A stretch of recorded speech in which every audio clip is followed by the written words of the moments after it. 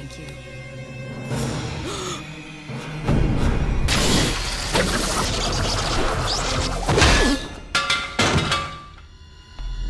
At the Xavier Institute, mutants Shadowcat, Colossus, and Nightcrawler are training in the Danger Room when they get themselves caught thanks to Logan, aka Wolverine, turning up the difficulty in the control room and claiming to be his farewell present to them. Logan then meets with Rogue, who is displeased with him for leaving them. On his way out, Logan meets with Charles Xavier, aka Professor X, when he suddenly drops to the floor from excruciating pain, which Jean Grey also experiences. Logan runs to check on him when a bright light shines and a massive explosion occurs. Logan emerges unscathed from the explosion, but Charles and Jean go missing. A year has passed since the incident, and Logan continues to relive the same horrific events in his dreams. The X-Men have already disbanded, and Logan has gone his separate way, searching for clues about what happened to Charles and Jean. He later drives past an RV with a little girl, Erica, waving at him. He hears an explosion from behind and sees smoke rising in his rearview mirror. He tries to brush it off, but can't stand to ignore people who need his help. Although most of the passengers were rescued from the wreckage, Erica has yet to come out, knocked unconscious when debris fell on top of her. Logan arrives and cuts his way into the RV to find Erica unconscious. He tried to dig her up, but the vehicle exploded. They thought they were dead when they saw him and Erica still alive, albeit unconscious. Randy, the little girl's father, tries to help Logan, but one of the passengers, Carl, insists on turning him in to the MRD, short for Mutant Response Division. Randy, feeling indebted for saving his daughter, carries Logan to his RV and drives away before MRD shows up at the scene. Logan later wakes up in Erica's bed, having recovered from his injuries, when he suddenly hears a helicopter and sirens outside. Suspecting them to be MRD, Logan escapes. When they couldn't find him, MRD arrested Randy and his family for harboring a fugitive. Logan couldn't ignore it and decided to come out. When they realized they couldn't stop him, MRD takes off and escapes.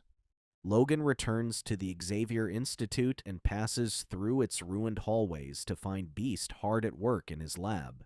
Beast has been analyzing the ruins to find any trace linking the explosion to the person responsible. Logan explains how MRD has gone too far in capturing an innocent family for simply helping him. Wolverine and Beast ambush an MRD truck and use it to sneak inside the enemy base. They decide to split up, and Beast discovers where they are holding the prisoners from the control room. When the general threatened to torture Erica for information, Wolverine and Beast arrive to save them. Wolverine straps the general to the chair and puts on the sensory assault helmet on him. At the same time, Beast opens the cells to the other mutants, and together they escape in a helicopter. MRD guards arrive and start shooting at them, to which Boom Boom and Pyro use their powers to torch the hangar. MRD sends 2 airplane jets to chase them, but the mutant Dust uses her powers to clog their engines and crash their planes. After leaving Randy and his family at a secured cabin in the forest, Logan returns to the Xavier Institute and finds the other mutants have already left. He worries that this would only escalate into a war and suggests they bring back the X-Men, to which Beast agrees. Episode 2. With tensions rising between humans and mutants, police officers bring the mutant Toad to an MRD division. Toad warns them that they are making a big mistake when the car in front suddenly flies into the air as the immovable blob blocks the road. Later, more mutants appear, to whom Avalanche uses his powers on the cop car. At the same time, Quicksilver gives them a message for Senator Robert Kelly that the Brotherhood will not be stopped. The next day, Senator Kelly gives a speech at a park about how mutants are a threat and proposes that they should be registered. He later unveils their newest invention, the Sentinel Prowler, designed to detect and capture mutants. It suddenly activates when it detects Rogue in the crowd and chases after her. When it corners her in an alley, Warren Worthington III, aka Angel, swoops in and saves her. They try to escape, but the Prowler hits their wings, and they fall. Beast catches them both, and Wolverine jumps above and destroys the Prowler. Beast asks him if he wants to return. However, Warren explains that his father still despises mutants, even after learning his son was one. If he joins them, his father would quickly cut him off, and he worries that he'll no longer be able to help mutants with his father's money. Logan runs after Rogue and asks her to return, but she refuses, worried that he would abandon them like he did in the past. Rogue was wandering the streets that night when Toad walked up to her. The Brotherhood comes out of nowhere, and Domino convinces her to join them, claiming that they don't abandon their friends like the X-Men. The Brotherhood later break into the Warrens' mansion to interrogate Warren 2, where Senator Kelly is hiding. When he refuses to answer, Rogue removes her glove to get the information directly from his mind. Warren III walks in on them and wonders what she was doing. When she hesitated, Domino forced her hand on him, and they left once they got the information. At the Xavier Institute, Beast has been working on tracking the others. Beast explains that Kitty Pryde, aka Shadowcat, has moved in with her parents. Peter Rasputin, aka Colossus, is in Russia and refuses to leave his family again. Bobby Drake, aka Iceman, lives with his parents, who refuse to let Beast talk to their son. Determined to bring back the X-Men, Logan starts with Bobby. When his parents close the door on Beast, Logan kicks the door down and invites Bobby to join them despite his parents' objections. They then pick up Kitty on a large ship headed to Genosha. When they returned, they discovered Rogue was waiting for them, wanting to return to the X-Men and revealing that the Brotherhood plans on assassinating Senator Kelly. The next day, the Brotherhood stands outside a manufacturing plant owned by the Worthingtons, where Kelly will hold the press conference. Domino prepares to shoot with her sniper rifle when the X-Men appear in an MRD helicopter. Domino shoots at the conference room with small pellets that bounce off the walls and destroy the room. The X-Men quickly jump into action, asking Shadowcat to phase the helicopter into the building. Rogue turns tail and tries to escape, but a guard stops her. Although still displeased at Rogue, Warren III sneaks up behind the guard and knocks him out, so she escapes in the other direction.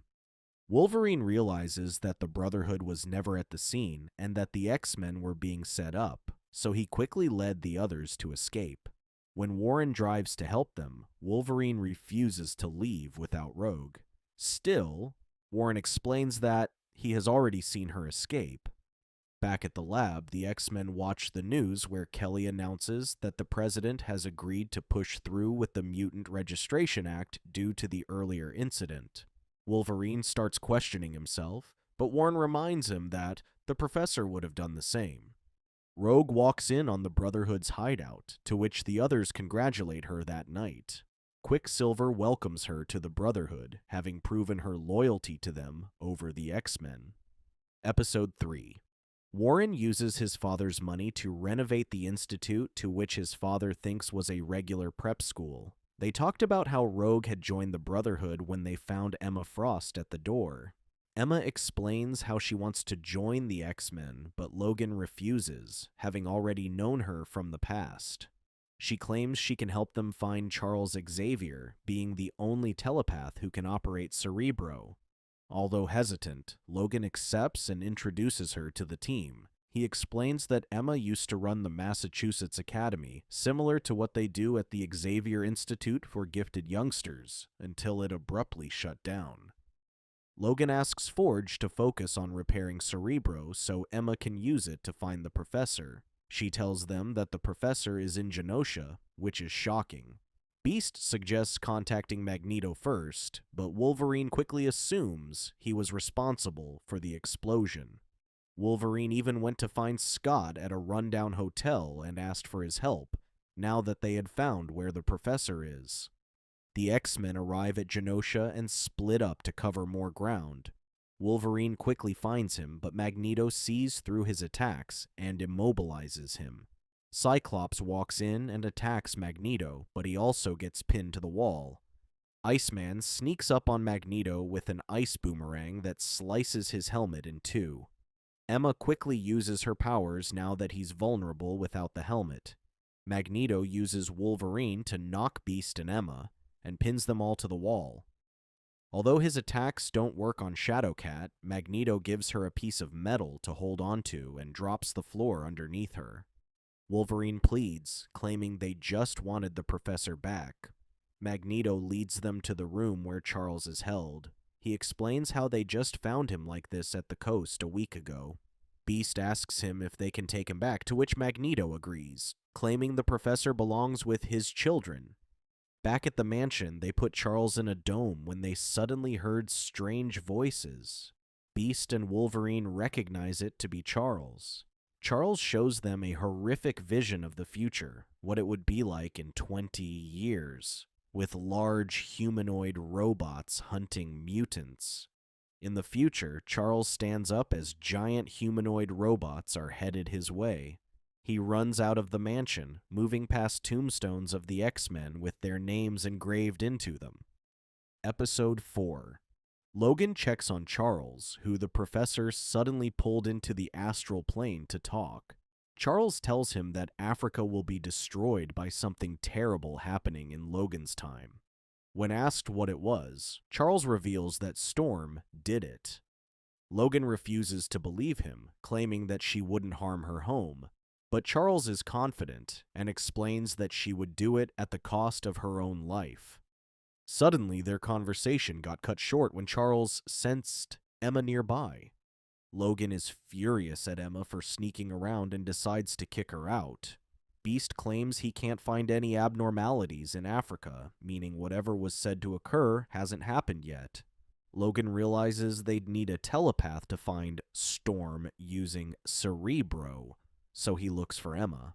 Emma refuses, worried that he only uses her whenever it's convenient, so Logan allows her to be in the team in exchange for her help. He explains that she must keep earning their trust to stay with the X-Men, to which she agrees. Meanwhile, a man wanders through the desert in Africa before collapsing. Another man on a camel finds him and tries to help. Suddenly, the fallen man grabs the other man's face, and blackness transfers to him. The man on the camel then walks up to a man with a boat, and transfers his darkness to a woman on the pier, who later moves to a young girl at the market. She then transfers it to a man with the truck. In Africa, Aurora Monroe, aka Storm, has been treated like a princess by her tribe after using her powers to create rainstorms that fill their reservoir. Their tribe throws a party to honor her and celebrate their bountiful harvest. The man with the truck shows up at the celebration, who passed on the darkness to the front of the line, where it eventually comes in contact with Aurora and moves into her. Aurora meets this creature in her mind, who calls himself her former master. Unable to remember who it was, the creature shows a flashback of when she was still young, a petty thief stealing wallets, watches, and even jewelry. Her master, Amal Farouk, reprimands her when she doesn't bring as much as he would like. She claims she has met a friend who makes her realize she is more than just a thief. Farouk reads her mind and discovers that it was Charles Xavier, who later came to defend her. Farouk is furious, and the two battle it out in the astral plane. Aurora remembers Farouk and thinks he has already been destroyed. Farouk explains that although his body has been destroyed, he lives on as the Shadow King. He vows to make her wander by destroying her home. Suddenly, Aurora sees everything in flames and quickly summons a storm to put it out. Little did she realize that the flames were only in her mind, and Farouk was using her to destroy Africa with her powers. The X-Men arrive, but Aurora could only see the Blackbird as nothing but a giant fireball. She summons a tornado to blow it away, and the plane nosedives into the dam. Due to the heavy rain, the reservoir overflows until the dam breaks. People were forced to climb up trees as the waters rose and destroyed their homes. As they got closer to Aurora, a deadly hail suddenly hits them, knocking out Iceman and Shadowcat. Beast pulls them out of the water and hides behind a tree for cover. Wolverine, Cyclops, and Emma continue, to which Emma was forced to transform into her diamond form. Wolverine was surprised she could do that, but Emma explained she doesn't like using it as it prevents her from using her telepathy. When they finally get close to Aurora, Emma tells Cyclops to shoot her down, or Africa will be lost forever. Wolverine objects and suggests he shoot him instead to give him the push to knock her out of the sky. Wolverine tries to get Aurora to return to her senses. Still, when she doesn't respond, Emma uses telepathy to discover that the Shadow King has possessed her. Emma tells Aurora the truth, and she finally sees what she was doing and calls back the storm before collapsing from exhaustion. Shadow King planned on moving to Wolverine to have him kill Aurora, but Emma tackles him instead in her astral form, pulling Farouk from their bodies. While Emma and Farouk battle in their astral forms, Aurora tells Cyclops to keep Farouk away, for he will die without a host body. When Cyclops' blasts were ineffective, Emma uses a whip to snag Farouk away from them. Emma holds her ground until Farouk shrivels up for being outside a host body for too long. Emma then takes the chance when Farouk was distracted to slice him in half until he dissolves away. Emma returns to her body, to which Wolverine nods, implying that she has earned her place in the X-Men. Back at the mansion, Aurora visits Charles and is disheartened to see the professor in his condition. She claims she will stay with them to ensure the world is a better place for when the professor eventually wakes up. Thank you for watching. Check out these other videos and subscribe and tap the bell to be notified about our latest videos. See you next time.